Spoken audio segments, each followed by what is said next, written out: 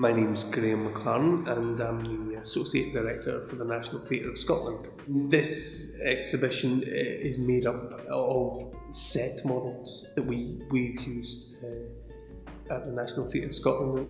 It's really thrilling to see these little model boxes as works of art in their own right, because to us they're a working tool. They're stage 2 or 3 in a design process, which starts with a very basic maquette. I make my maquettes out of cornflakes boxes and bits of Lego, and then we take it to the next stage, which is to build something a bit more, really very detailed.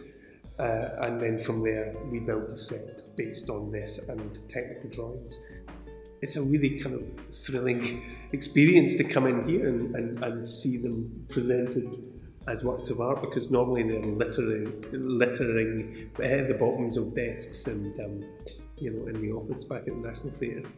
Sally and Claire from Smart Consultants came to meet with us at the National Theatre of Scotland, and when they walked into our building they saw these shelves of model boxes, which is kind of where they go to die normally after we use them for a show.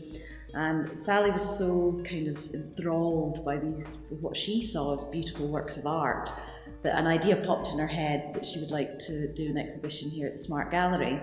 And it was lovely for us to get the opportunity to show these things out of the sort of hard-working context that we use them in and actually display them. I'm really excited to see how the general public react. Some of the shows have been in Aberdeen before, but we're expecting a lot of people through the doors who may not have seen much of the work that's on display here.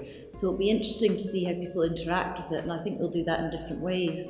Obviously there's a headphone so people can actually hear soundscapes and dialogues from the shows in question, and that would be a different experience again to just looking at them or seeing the shows. So what we really didn't want to do was, or Sally was quite clear that this was not about us showing the model box with a picture reproducing what was on the stage. This was about viewing these objects in their own right, however you find them, whether you see them as a hard-working design tool or whether you see them as a magical doll's house, but to be viewed on their own terms and not necessarily in the context of what did it actually end up looking like.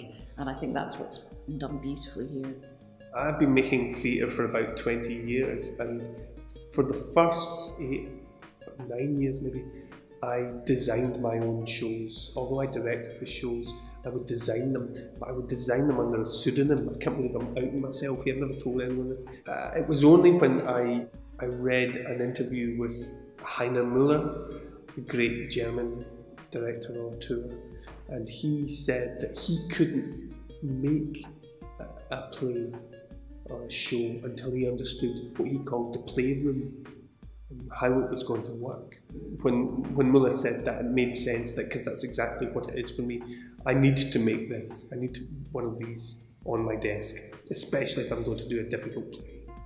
If that play is complex, I need to know what the playroom is. And when Heiner Müller said that, I thought, yeah, that's good. Now I can tell people that I actually do design these sets. Well, we have the model box for An Appointment with the Wicker Man, which was a musical comedy we did. And what's fascinating about that show is it was set in a theatre.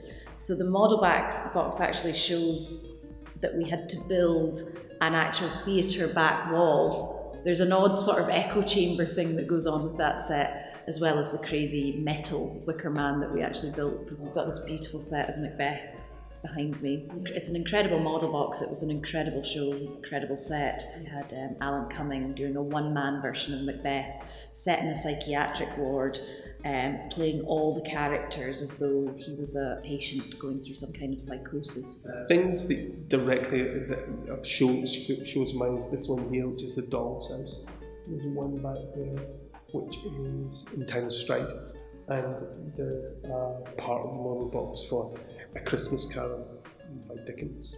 Well, I think it's quite interesting because people come to the theatre and they see exactly what's on the stage, and if we get our jobs right, they're very accepting of that. There's a suspension of disbelief. We've created a world. So whilst in some ways you might say, ooh, we should we be lifting the curtain? Does that take away the magic? I think actually no, the actual process is so interesting of how stories get to be shared on the stage that actually there's a magic in that in itself.